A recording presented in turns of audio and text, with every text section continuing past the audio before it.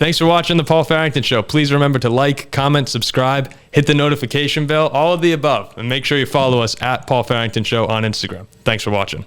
And welcome into the Paul Farrington Show. The Jack Weinberger Show, I guess we'll call it this week. No Paul Farrington. He's not around, unfortunately. No Andrew Keenan.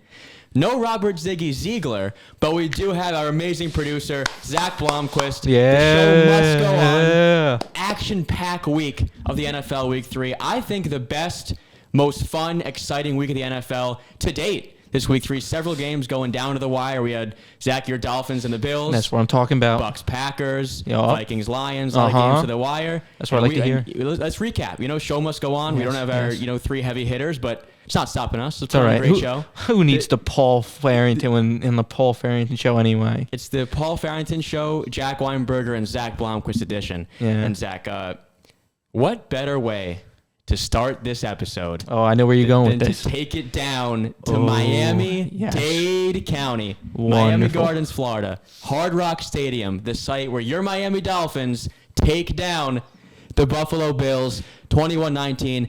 And I said this, Zach, and so did you on the last pod. We're believers. I said that this team is a AFC contender, and they just got over that hump. And what really impressed me is the way that they played defense. Mm-hmm. The Buffalo Bills scored 19 points. The Dolphins have now beaten two AFC favorites back-to-back weeks in Baltimore and Buffalo in two different ways. Yes. Baltimore scored a lot of points. Miami was like, all right, let's utilize this arsenal and let's outscore them. We score in the 40s. Following week, Buffalo, a good defense. Miami's offense, good, not great, only 21 points. You know what? Let's hold Buffalo to less. 3-0, lone 3-0 team in the AFC. Zach, how does that feel, my man? Oh, it feels amazing, Jack. I'm tingling inside. 3-0, one of only two teams right now. Well, the Giants game is going on right now. We'll see if they make it to 3-0. We don't know what the score is right now because, again, as we do love sports, the Giants aren't our main priority right here, right now. It's the Finns 3-0. I can't believe it. I have no words. I didn't expect this. I was expecting to at least go. I was hoping that we'd go 2-2 going into these four games. Right? I thought we'd beat the Pats, so that's an automatic win. Then we had the Ravens. I thought they were highly overrated, but they sort of proved me wrong. I mean, they were demolishing us until the fourth quarter. The Bills I thought was an automatic loss. They've been blowing us out for the last 7 games that we've played them, and they've averaged 36 points. That I didn't think we had a chance. And now we go on Thursday Night Football to play the Cincinnati Bengals in Cincinnati. Maybe 4-0. Maybe that would be a sight to see, wouldn't it? And if you can get this consistent play from the Dolphins defense now, that's a really hard team to beat because we know who they have on offense. They're a tough team to stop with Hill and Waddle, all these weapons around Tua. And if they can play defense the way they just played defense, this is not an easy team to beat going forward. And one may say that they just got over the hump. To be the best, you got to beat the best. And the Dolphins last year, decent season, 9-8, just missed the playoffs, but they hosted Buffalo and lost 35-0. Yes, the last 2 seasons we've had that problem. Been a long time since they beat in Buffalo. They just beat Buffalo. We just beat them. Very, very big win for the Fins. Short week now, big one in Cincinnati. Yes. It's a typical spot to me where they're a very big win against Buffalo, go on the road, short week, could be a Bengals spot. But I tell you, if Tua and the boys go into Cincinnati now a couple days later and can beat the defending AFC champions, I might jump the gun and say this team could be the early AFC favorite. It very much could. And I just want to put it out there. Like, everybody says our defense is bad because when you look at the stats of our defense, we let Josh Allen throw for 400 yards on us. But, it's that bend, don't break mentality. Like, teams may throw for 300-400 yards on us, but at the end of the day did they score on those drives? And we have that bend, don't break mentality. You could drive all the way down that field, and we've done it 2 weeks in a row now. We held Lamar Jackson right on the 1-yard line. Held him, they didn't score.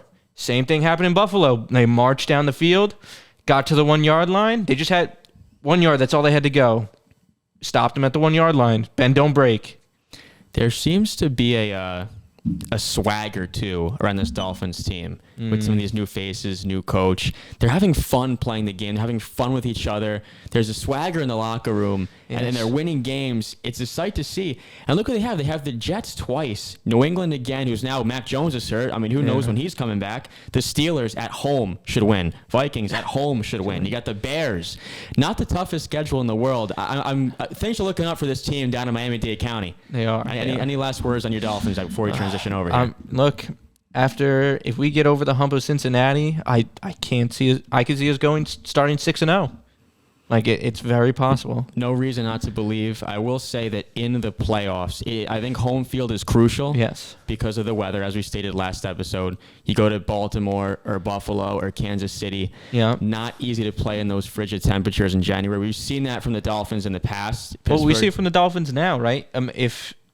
When you play in Miami in September, when you were watching that Bills game, people were dropping left and right from heat stroke. Basically, it's an advantage. But the problem is we play in September when it's hot as can be, but playoffs are in the wintertime, so we got to get over that hump. That's the big hump. Well, look, as it stands right now, Zach, Dolphins are 3-0 atop the AFC, about a fifth of the way through. So if the season ended right now, you have home field. That's right. Just keep winning. Just keep winning. Right. Who we got next on that list? Who we talking about next? Let's move on to Paul Farrington's team. By the way, Paul is not here. He just texted me. And we'll give him a pass. Real quick for me, just slide the mic away a little bit. Oh, yeah. Just a little bit away from you. There you go. Wonderful. Yeah, we'll cut that. Yeah. No, we don't need to cut it. But okay, yeah. Oh, please tell me who. So this Paul Farrington guy, right?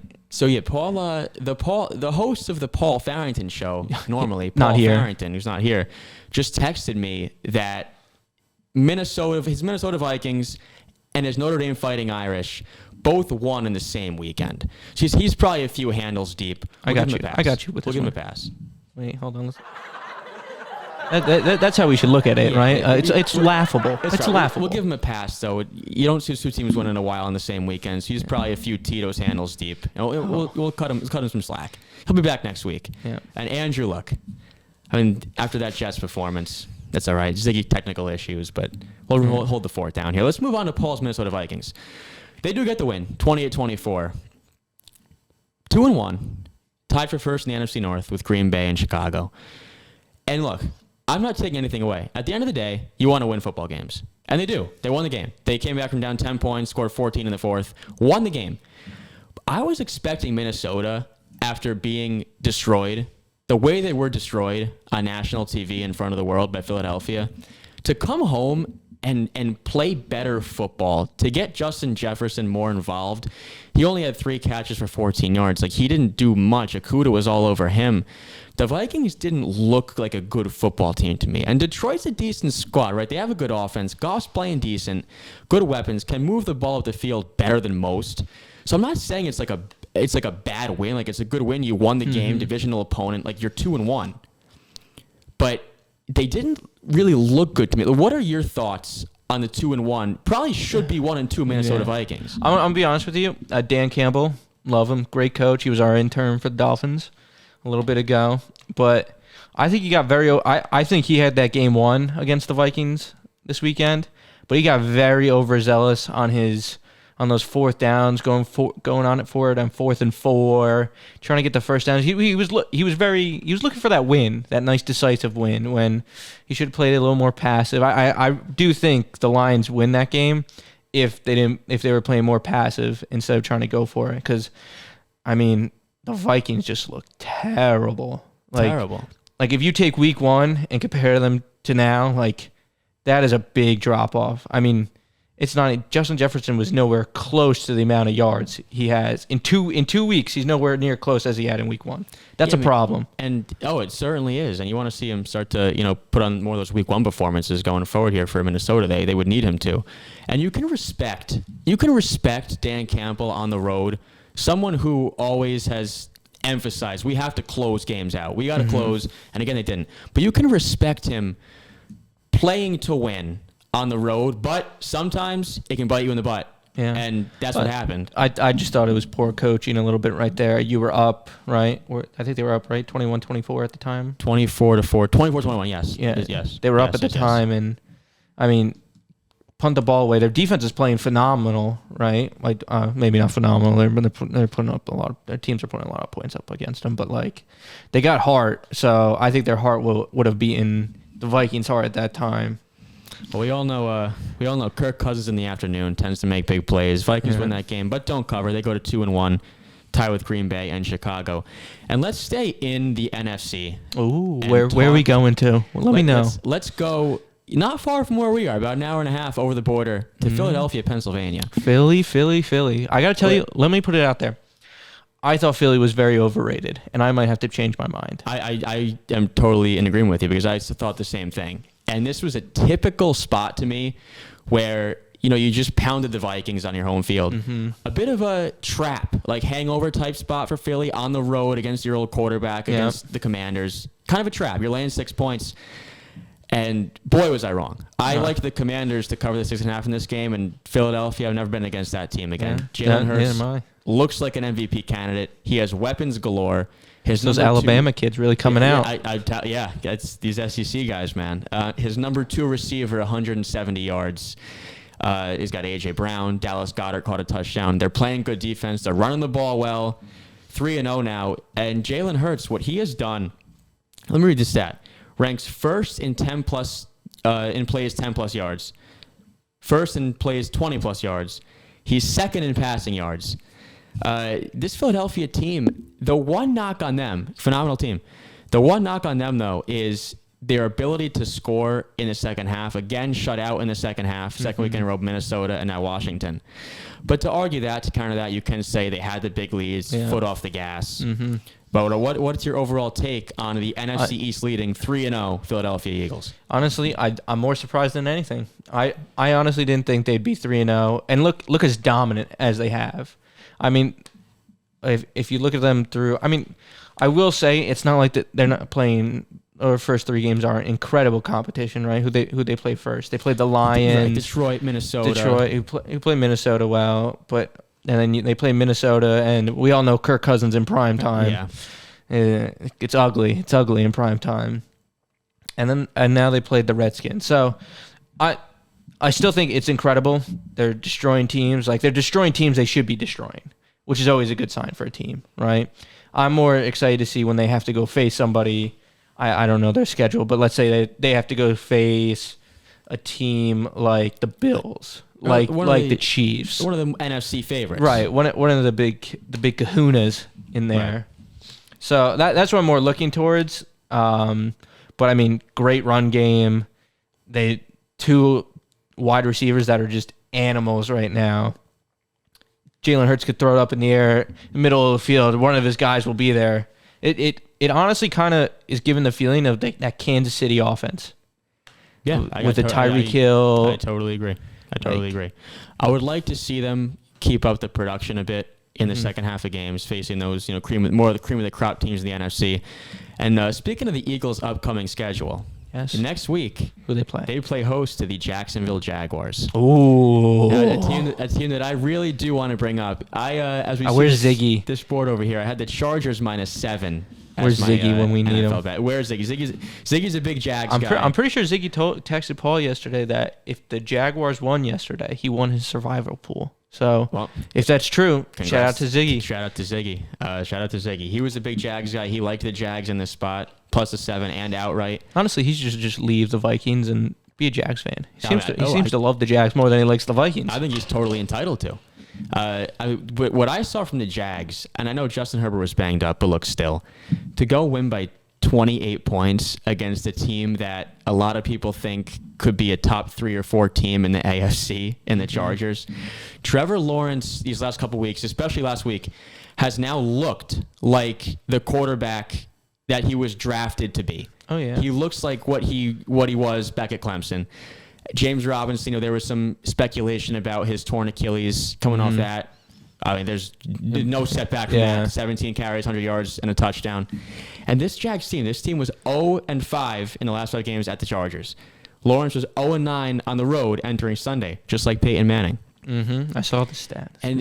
This team, everything seems to be clicking. They have these young dogs on defense, Trayvon Walker and Josh Allen and Devin Lloyd.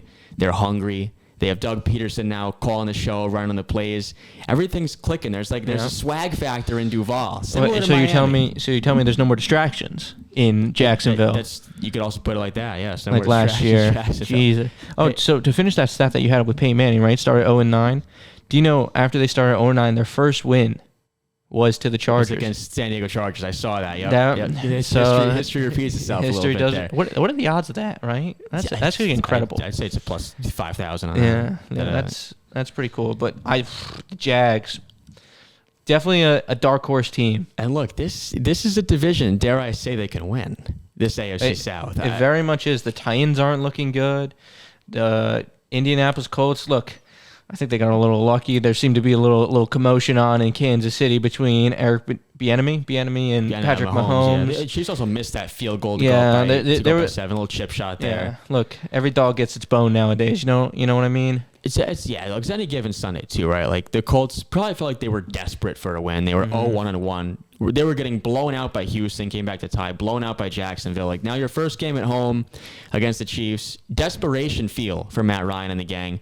Bit of a trap spot for Mahomes going in there on the road. Everybody loves the Chiefs. So any given Sunday, Colts get the win. Like Chiefs win that game 90% of the time, but it was a good Colts spot. But nonetheless, like I don't think the Colts are that good of a team. No. Same with the Texans, and same with the Titans. Yeah.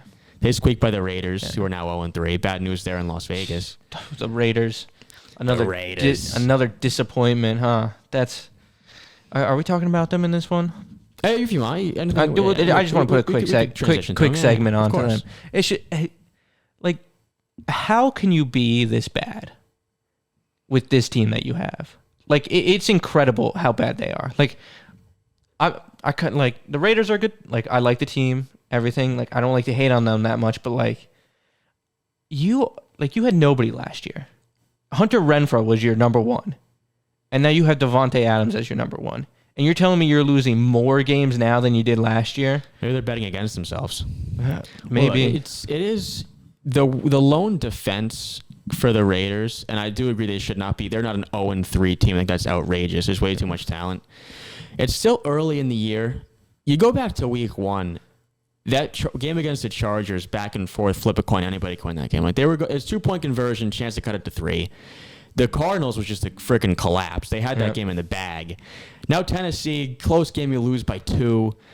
I'm hoping things turn around for the Raiders. They start to win these close games. We'll see. I mean, they better, because Josh McDaniels' head right now is on a very, very pointy stick. And look, to be 0-3 too, the difference in being 1-2 versus being 0-3. You see all these 0-2 teams fight so hard. They're always a good bet, these 0-2 teams. Because 0-3, your playoff chances are minimal, like 5%. Yeah. Whereas 1-2, you're in the thick of things. Yep. Chance to go to 500 week 4. Like the Bengals, big win against the Jets. In their minds, they saved their season with that. Yeah. Carolina Panthers, in their minds, they saved their season. Titans saved theirs. Yep. Raiders now sit at 0-3 in the AFC West. They're the only 0-3 team, right? Yep. Only 0-3 team. Out of 32 teams, you are now your percentage of playoffs has to be even lower than normal, because there's not another 0-3 team out there. So they have an uphill battle for sure. Long uphill battle. And we'll stay in the AFC West and talk about the Denver Broncos. Oh, ugly game. Ugly game. They went 11-10.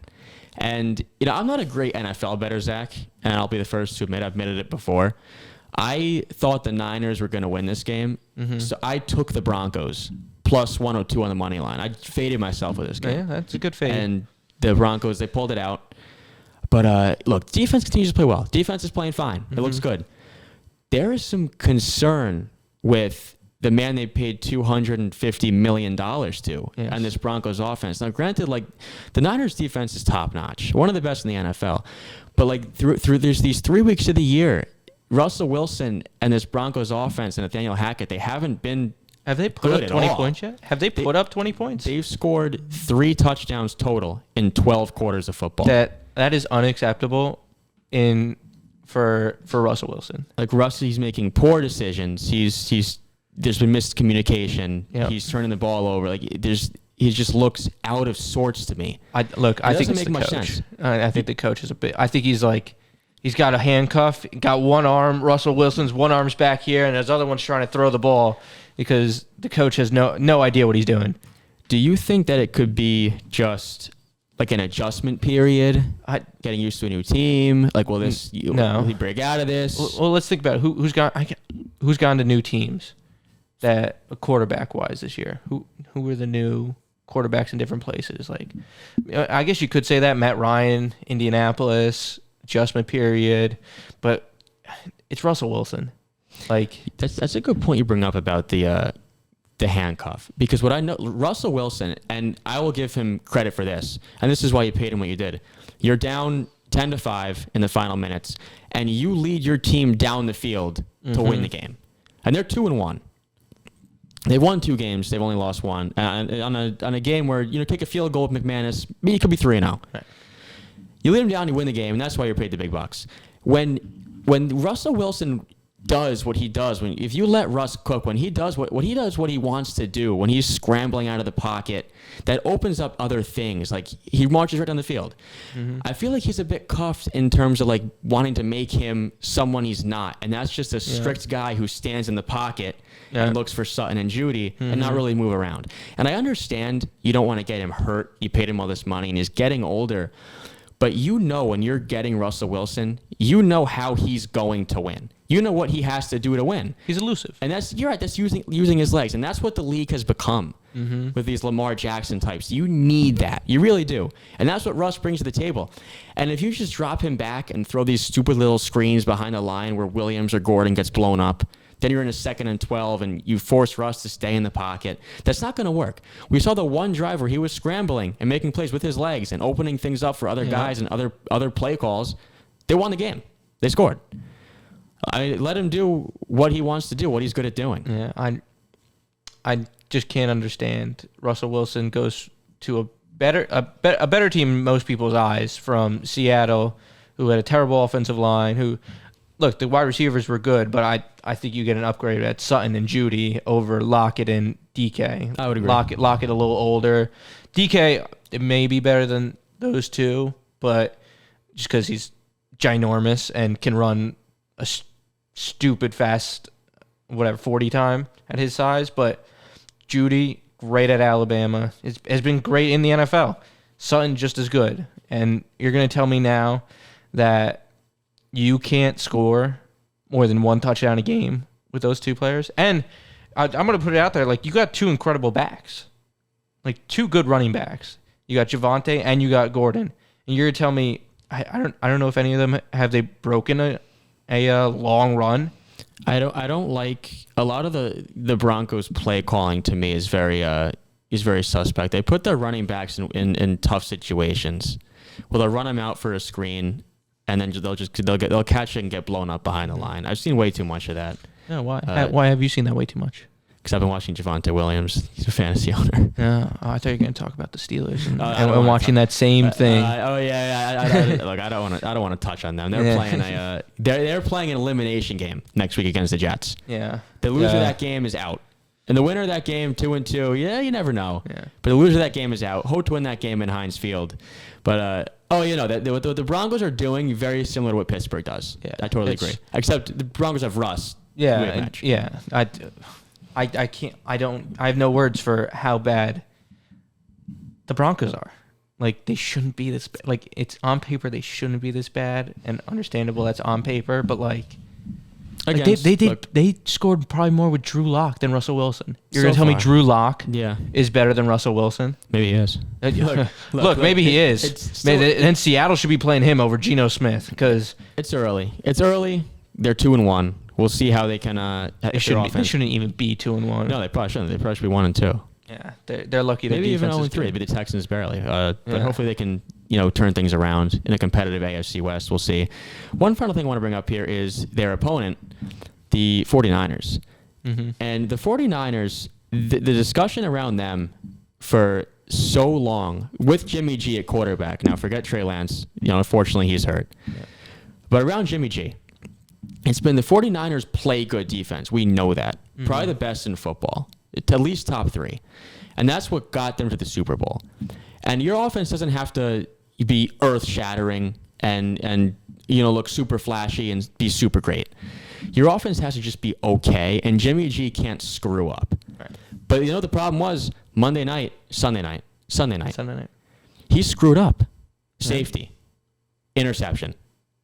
And when he's killing you and when he's turning the ball over, he was also sacked 4 times. The Broncos, I think they recovered 2 fumbles. When San Fran's offense is shooting themselves in the foot, that's where they're screwed. Take those turnovers away, you win a low-scoring defensive game, which San Fran will be fine. I'm not asking your offense to be this unbelievable offense because your defense is fine. Just be a decent offense. Jimmy G, don't kill the 49ers on offense, and you'll be okay. But he killed them. Yeah, I will say this, though. I do give Jimmy G a break because at the beginning of this year, he was not a 49er. He was not even close to being a 49er. So he wasn't practicing with the guys. He didn't know the playbook. He probably still doesn't know the playbook because they were keeping it from him because he wasn't supposed to be on the team. I think it came out that he was supposed to be a Redskin. The Redskin had a bunch of couple first rounders locked up to give him, and they said no, and it ended up going to they went with Wentz instead. Jeez, went with Wentz. Yeah. So it's I kind of give Jimmy G I can't expect him to come out of the gate not knowing the offense. I mean, granted, look, he's been there, I'm sure, but I'm sure it's a different offense than it was last year. And I can't expect him to come out and be this great quarterback again on a team that basically gave up on him. Was close. Yeah.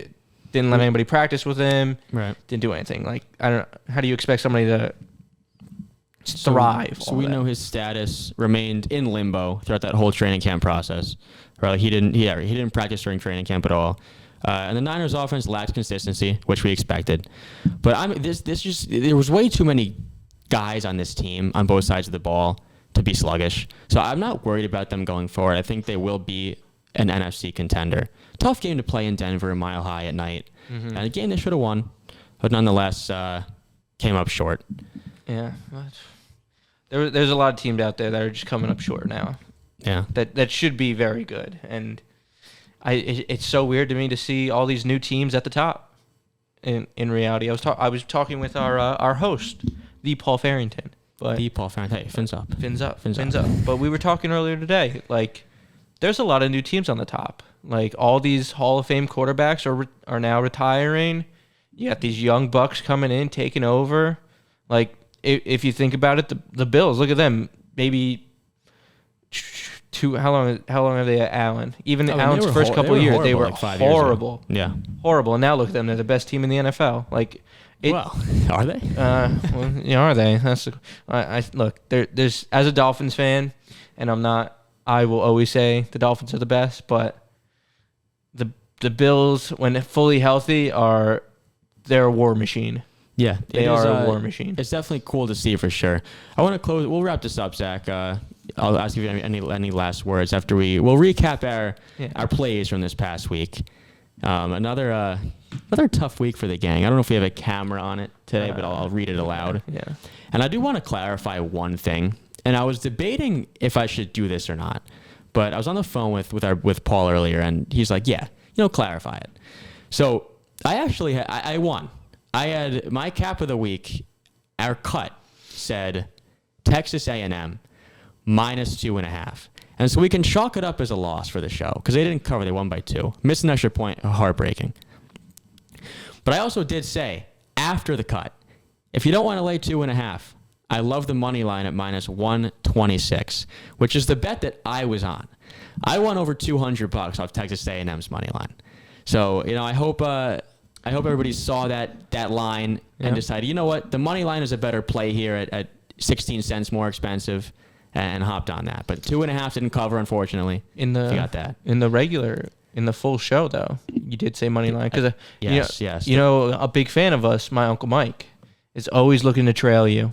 That's what I like to hear. But sadly, he took the -2.5. He took the 2.5. He took the 2.5. Yeah. But he did tell me that you said the money line. So if you watch the full show, you had a good chance if Jack did say the money line. And that's why you got to tune into the Paul Farrington show. That's why you got to tune into every episode. Please subscribe, like, comment, everything.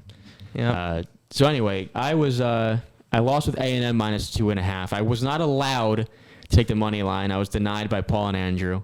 Well, yes, so as you should be. They were not underdogs. Well, I think there should be a barrier. I think if it's a -130 favorite or less, you can take a money line. No. No? No. That's ridiculous. It's not ridiculous. It's ridiculous. We're doing the spread. So you think favorite should be just spread? What? You think favorite should be just spread? No barrier for No, a it cheap should be money spread. line. That's why you pick the team. That's why I pick Ohio State. Well, look, but also what I'm saying is Ohio State's also minus 5K. I'm saying if there's a minus 130 favorite or less, you can be, but I guess not. I guess I'm outnumbered 3-1 No, here. So. you just pick better. So I Pick better. Look, That's all you got to do. Look, I won. I won too. I won the bet. I won too. I know you did. Look But at that. I'm the only one who probably got 2 this week. So I had A&M minus 2.5 on the board. Not actually, but on the board. So that's a loss. Chargers minus 7. Worst pick of the day.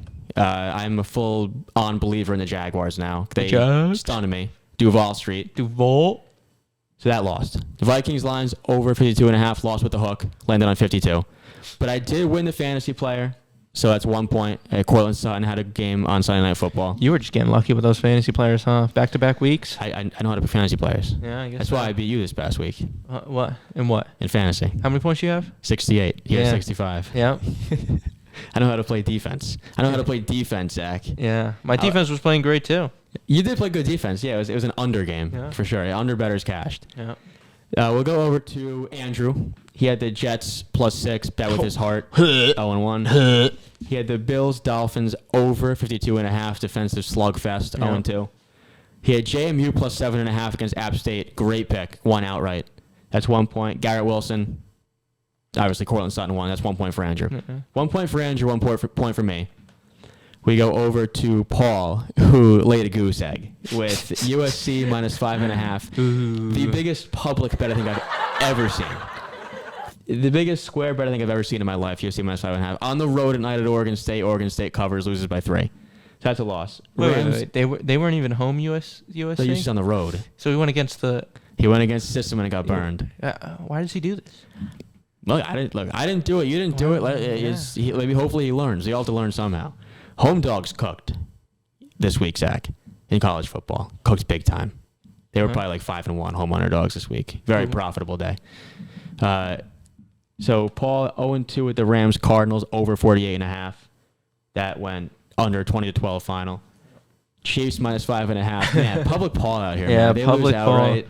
We were making fun of him for that, right? Too, because we were said it all the because the line wasn't moving. All the sharp money was on the opposite side of Paul. Yeah.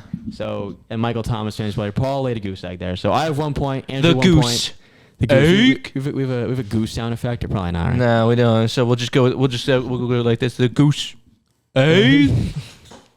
So Paul has 0 points. I have 1. Andrew has 1. We'll go over to you, Zach. The Ravens minus 2.5. Lock. That was the lock of the week. Thank God for Mac Jones, like Mr. Turnover. Yeah. And by the way, touch on him real quick. He's hurt now. He's hurt. Mac Jones is hurt probably for the remainder of the year. I mean, a surgery, that's no joke if he has surgery. I don't know what that takes him out for the year. Like, what did the Pats do from here? Brian Hoyer? And you're in a division with the Bills and the Dolphins, too. Like, that's... You know what you do? You play for C.J. Stroud. You just tank for Stroud at this point? You tank for Stroud. I mean, you might have to. I mean, they're done. That's it. I mean, you can't really win without Mac Jones. Like, he's still young, turning the ball over. Now you take him out? Look, in my opinion, I hate the New England Patriots, but in my opinion, they need a full rebuild. Like, a full rebuild right now. Because Mac Jones might not be the answer. Their wide receivers are 30,000-year-old Devontae Parker, who, look, he who had 156 yards this week, but he stinks. You know what happens after that? He becomes non-existent. As a Dolphins fan, I know that. Then you have Jacoby Myers, who's hurt, not a number 1 at all. And then you have Kendrick Bourne, not a number 1. Nelson Aguilar, not a number 1. That team just needs a full rebuild. Yeah, look, you know what the answer is? Just like get a good quarterback again. Like Brady had nobody's too, and like he was fine. But Mac Jones this week against the Ravens. This was a game the Pats were in, and he turned the ball over 3 times. The Pats had 4 turnovers. He had 3 picks, and they were still down by 5 with about a couple minutes left until Hamilton forced a fumble. Shout out Kyle Hamilton. Yeah. If Paul was here, he'd be shouting you out again. But Paul's buddy, go Irish. But tough game for him, and now they're without him, which gets even worse. So well, minus 2.5, best pick of the, I think that was the best pick of the day. Yeah, that cashes. Ohio State minus 18.5, that cashes. They're always a good bet, Ohio State. Eagles Commanders over 47.5. That was it was under. It was like loser. Yeah, that was like 24-8. Yeah. That Eagles team, 15 points combined in the last 2 weeks, man. Yeah. So you got 2 points there because Dave Montgomery got hurt. Look, if David Montgomery doesn't get hurt and he gets all the carries that Herbert gets, I would have been 4 because I have him in fantasy. I know. Another game was a sweat. Yeah. So that's 2 points for Zach, nothing for Paul, 1 for me, 1 for Andrew. And we go over to Ziggy. Bills -5.5. Lost the game outright. Bears, Texans under 40.5. I loved that too, but it goes over. Great pick with Kansas -7.5. I like Kansas this week too, a home dog. Kansas covers -7.5 against Duke. They improved to 4-0. He gets 1 point there. Lost with Gabe Davis. We all had 1 point. Zach had 2. Paul had 0. Just put it out there, you know. So you're in first, right? I am in first. You're in Everybody place. at the beginning of this game was like, look, you were an underdog. I was a huge underdog. I was a huge underdog. Look, I'm not trying to stand outside in the freezing cold trying to sell $500 worth of lemonade. No, me neither. That is awful. Well, if for people that don't know what's on the line, that's what's on the line. If Paul keeps laying points on the road, it's going to be him. It is. I mean, I'll at least keep picking good fantasy players. But anyway, that should. Any last thoughts, Zach? Anything you want to? No, I got nothing besides go Fins. Fins up, baby. I'm all Fins for it. Up this I'm Thursday. All for it. Fins up. Yep. We're gonna have to do the show early on this Thursday because I got to watch that Fins game. It's a big game. Fine by me. 4-0 is a big that percentage of making it to the playoffs is even greater. Oh yeah, if you're 4-0, a quarter way through the season, with win over Buffalo, there is brief talks about the Dolphins maybe, like I said before, maybe being a wise guy favorite pick to win the AFC. Yep. Maybe. Big spot, short week. Let's see if they can get it done. But that concludes our episode today, the Paul Farrington Show. Thanks for tuning in. Please like, comment, subscribe. I hope you enjoyed the Jack and Zach Show edition of the Paul Farrington Show. And, Paul Farrington. They'll be back on Thursday. We'll have the whole crew back in a couple days. Our next episode will be out. But cheers.